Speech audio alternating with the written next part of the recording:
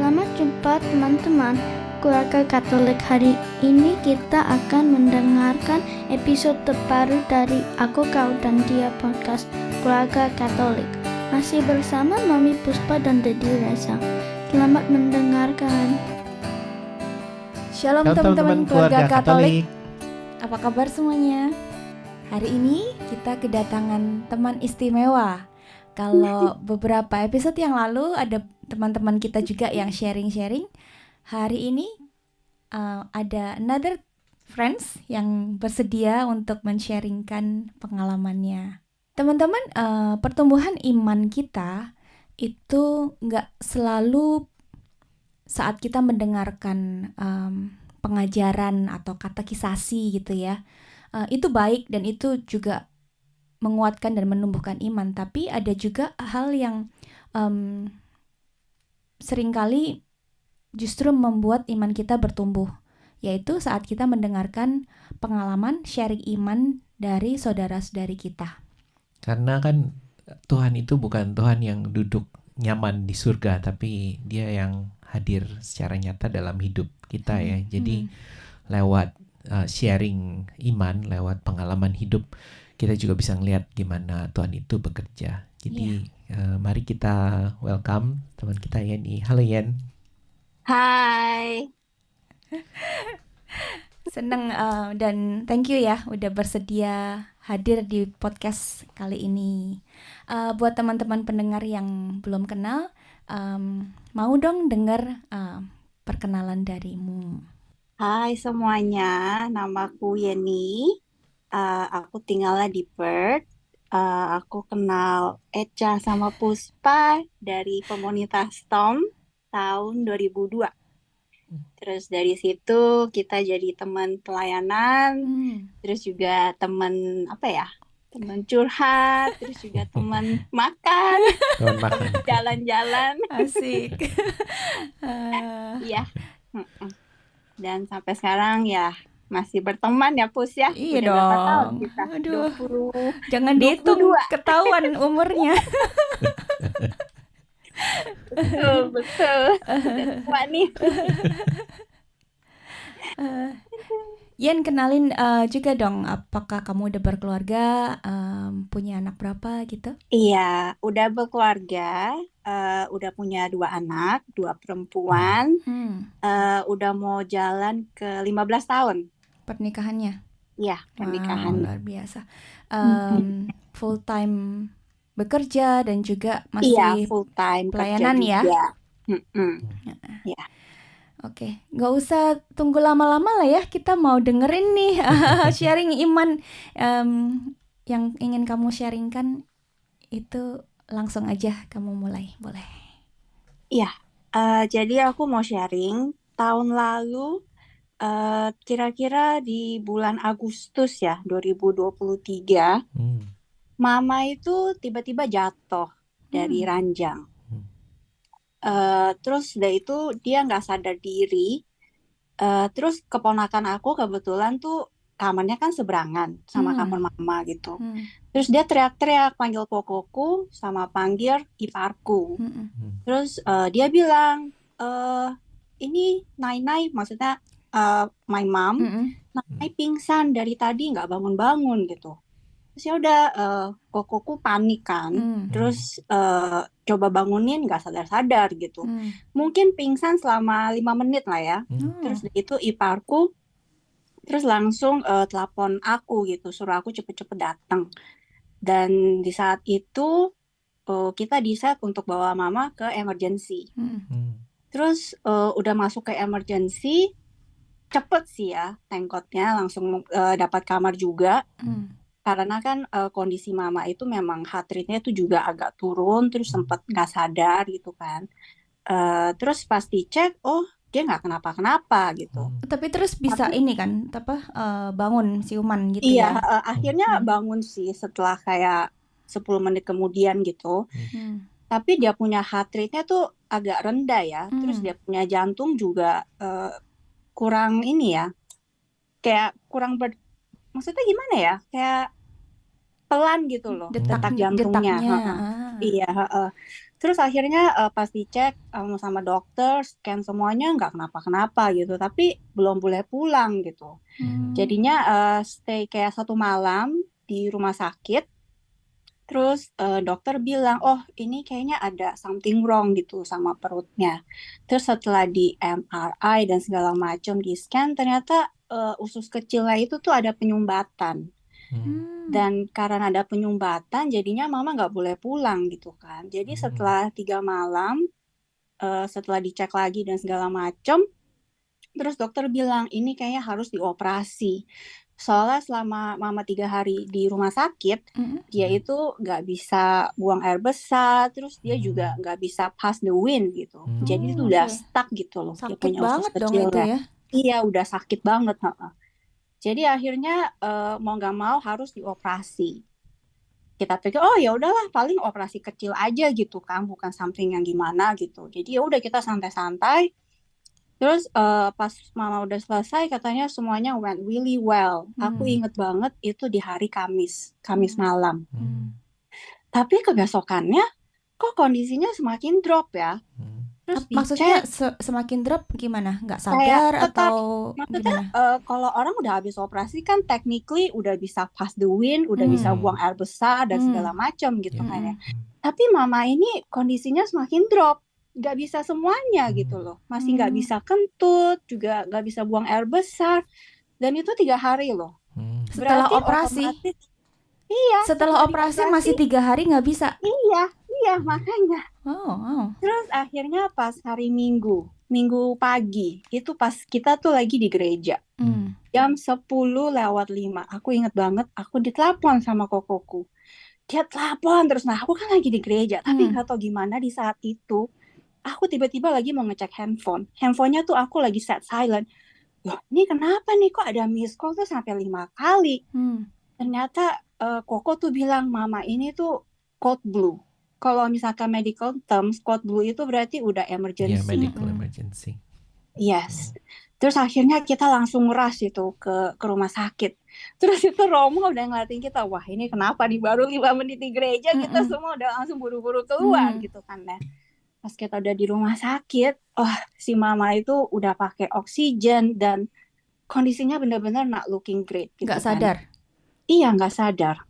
Terus akhirnya mama dipindahin ke kamar ICU. Waduh, kita semuanya udah, kenapa nih mama kok masuk ke kamar ICU dan segala macam.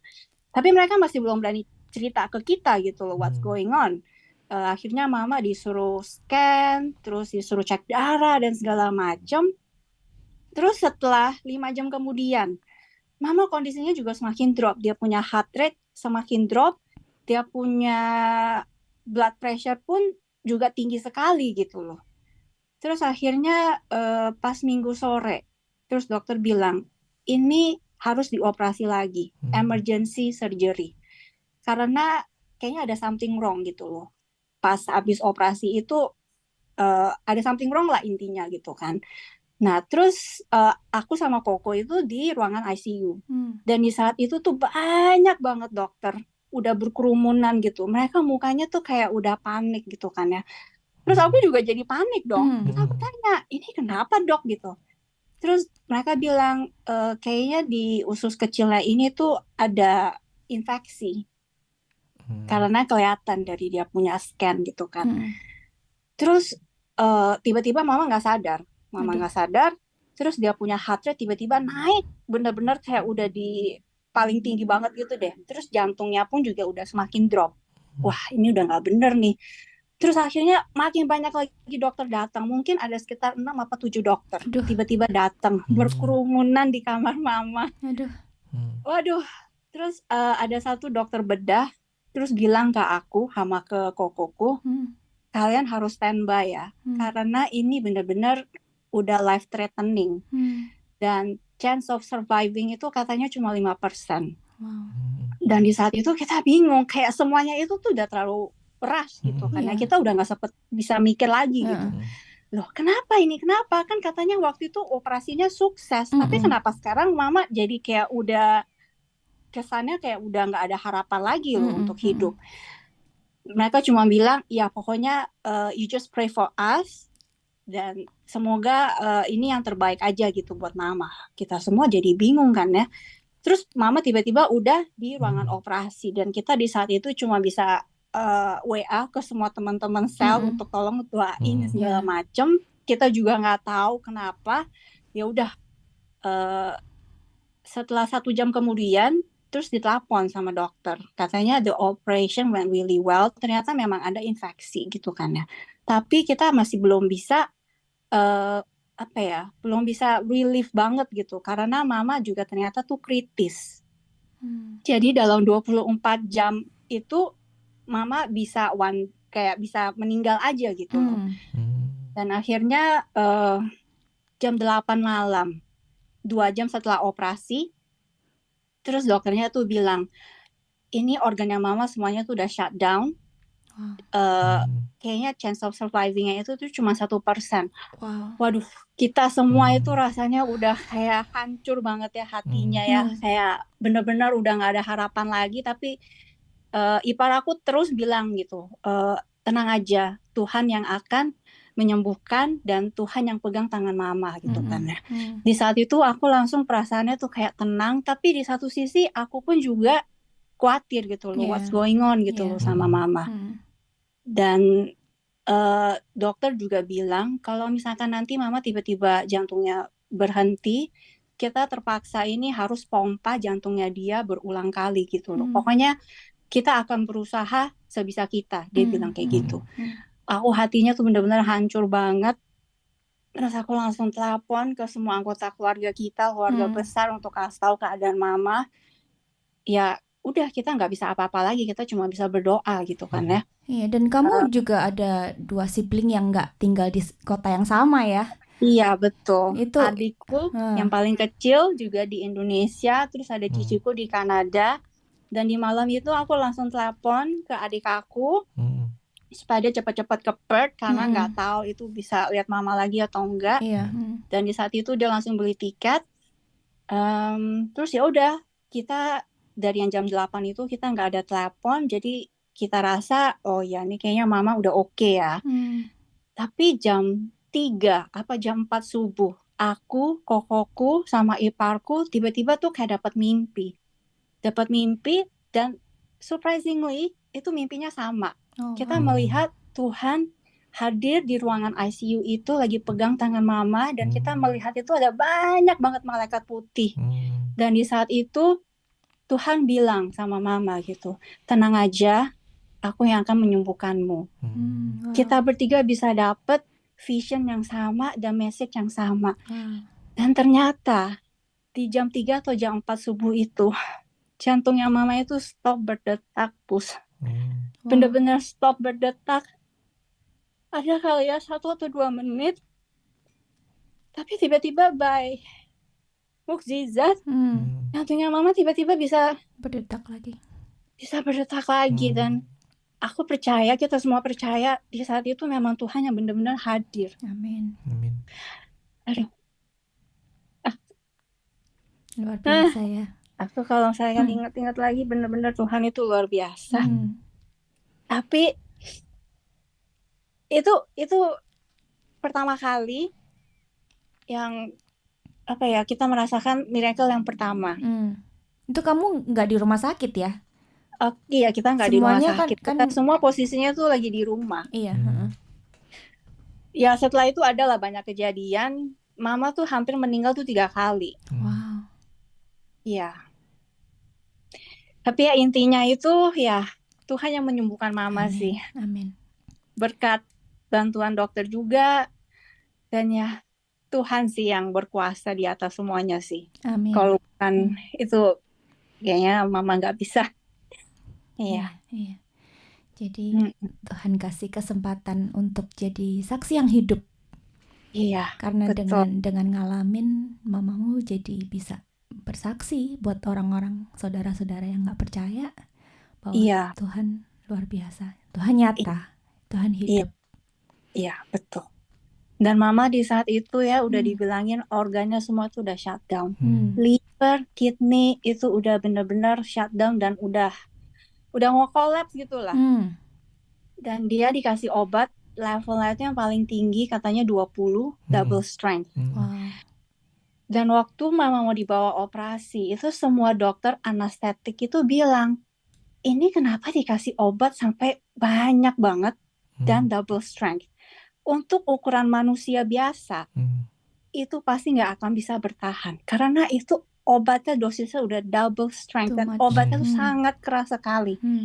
Dan makanya itu waktu dioperasi mereka cuma dikasih waktu paling lama itu 1 jam. Karena kalau udah lewat 1 jam mama kayaknya udah nggak mungkin bisa bertahan.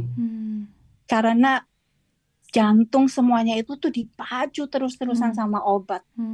Dan mereka pun juga nggak bisa kasih yang sampai triple strength lagi gitu. Karena kalau nggak mama ya nggak kuat, bisa meninggal gitu. Jadi ya kuasa Tuhan sih yang bisa reduce levelnya mama dari 20 ke 8 dan pelan-pelan jadi 4 terus jadi 0. Wow. Terus sekarang gimana? Sekarang puji Tuhan 1 tahun berlalu mama udah sehat. Wow, luar biasa. Udah beraktivitas. Iya udah beraktivitas. Biasa, Ya memang ya masih lemah karena kan mama di ICU itu hampir 6 minggu. Dan iya lumayan lama mama di ICU. Dan cuma baring gitu kan. Jadi tuh dia punya otot semuanya itu tuh udah lemes gitu. Dan itu apalagi kan mama udah berumur ya. 6 minggu itu setelah operasi yang setelah kejadian. Yes. Oke. Pemulihannya 6 minggu ya. Di ICU 6 minggu terus juga mama masih harus rehabilitasi. Ya. Oke. Jadi total di rumah sakit itu 2,5 bulan. Wow. Iya. 2,5 bulan. Terus sekarang aktivitasnya apa? Ya cuman di rumah aja ya. Dia udah gak berani macem-macem. Jadi ya cuman masak, ngurus cucu kalau misalnya lagi school holiday. Jadi ya that's a lot. That's a lot. Iya. Masak kan juga capek. Iya memang. Dan surprisingly ya, kemarin itu kan hari Minggu, kita itu bisa ketemu sama dokter bedanya mama. Di mana? Bisa tiba-tiba ketemu dan aku baru tahu ternyata dokterku itu seorang Katolik. Selama 1 tahun kita ke gereja di Bateman, gak pernah ketemu dia. Tapi kemarin 1 tahunnya mama bisa ketemu dia. Wow. Aku waktu ngeliat dia, wow dokter, do you still remember me? Dan ternyata dokter masih ingat sama aku. Wow, luar biasa. Benar-benar deh, Tuhan itu lucu. Iya, dia pakai orang-orang yang memang itu ya, memang dia pilih untuk jadi perpanjangan tangannya. Iya, betul. Terus buat kamu dan buat siblingmu, kira-kira pesan apa yang kamu dapat dari Tuhan gitu lewat peristiwa ini? Because everything He does has a purpose, I think. Iya. Kita merasa ya dalam setiap masalah itu Tuhan menguji iman kita ya. Tuhan pengen tahu di saat kita dikasih masalah berat apa kecil gitu ya, kita itu masih nggak sih bergantung sama Tuhan gitu. Tuhan pengen lihat iman kamu tuh sampai di mana gitu. Dan aku kalau saya kan boleh sharing ya, aku setiap tahunnya itu masalah hidupnya lumayan berat gitu ya. Kalau boleh sharing lagi, ya boleh dong. Boleh banget. 2 tahun lalu itu kita baru find out mama itu ternyata kena kanker. Ovarian, cervix, ya kanker cervix. Terus tahun berikutnya ipar aku meninggal. Jadi setiap tahun itu masalahnya itu terus berdatangan, bertubi-tubi gitu. Dan di situ aku melihat, oh ya, aku bisa naik level dan anggapannya ya naik kelas gitu ya. Dan aku bersyukur sih, aku punya masalah tapi aku tetap mencari Tuhan dan aku berdoa terus sama Bunda Maria, aku terus novena, doa rosario juga dan Tuhan mendengar dan Bunda Maria pun juga mengabulkan permohonanku. Dan di situ aku jadi semakin yakin gitu, apapun masalah yang aku hadapi Tuhan selalu ada. Amin. Ya. Dan syukur ya kamu justru ujian-ujian ini buat kamu justru membuat iman kamu semakin kuat gitu kan. Ada banyak orang yang kalau apalagi yang sudah melayani ya, kalau dia dapat peristiwa buruk dia suka mikir Tuhan kok jahat gitu ya, aku udah do this do that gitu, kenapa sih Tuhan kasih aku ini. Kalau buat kamu misalkan, kalau kamu boleh share pesan gitu ya buat orang yang mungkin lagi ngerasa kok Tuhan tuh ninggalin aku ya, atau ngasih aku banyak masalah, ada nggak pesan yang kamu bisa share buat temen yang merasa gitu? Aku juga jujur pernah sih ngerasa kayak Tuhan kemana sih gitu, kayak Tuhan nggak pernah dengerin gitu. Tapi ya di situ aku percaya Tuhan itu selalu mendengarkan setiap beban-beban yang ada di hati kamu, yang di pikiran kamu gitu ya. Tuhan selalu mendengar dan Tuhan tahu. Dan Tuhan itu menunggu gitu loh, kapan kamu mau balik lagi ke Dia. Ya. Tuhan selalu membuka tangannya lebar-lebar gitu, kayak I am here, gitu. I'm welcoming you. Ya, dan thank you Yan, dan dari sharingmu kan, meskipun kamu bilang meskipun ada masalah dan ujian-ujian, tapi kamu juga share Tuhan tuh selalu dengar doa kamu ya, dan Dia jawab. Jadi Tuhan nggak pernah ninggalin kita sebenarnya ya. Kita buktiin kalau Dia selalu ada gitu di setiap kejadian. Ini tadi aku juga baru baca di mana gitu, lupa di mana. Dia bilang saat kamu ngerasa Tuhan itu nggak ada suaranya gitu, nggak say something atau nggak menjawab doa gitu, ya bayangin aja kalau orang yang duduknya dekat sama kamu, dia nggak akan teriak-teriak gitu. jadi saat kamu merasa Tuhan nggak berbicara gitu, ketahuilah bahwa sebenarnya Dia ada di sampingmu gitu, Dia ada di dekatmu gitu. That's something yang kadang kita kan mencoba mengerti dan mencari Tuhan dengan pikiran kita gitu, tapi kenyataannya kan Dia ada di samping kita dan nggak pernah ninggalin kita. Oke, thank you.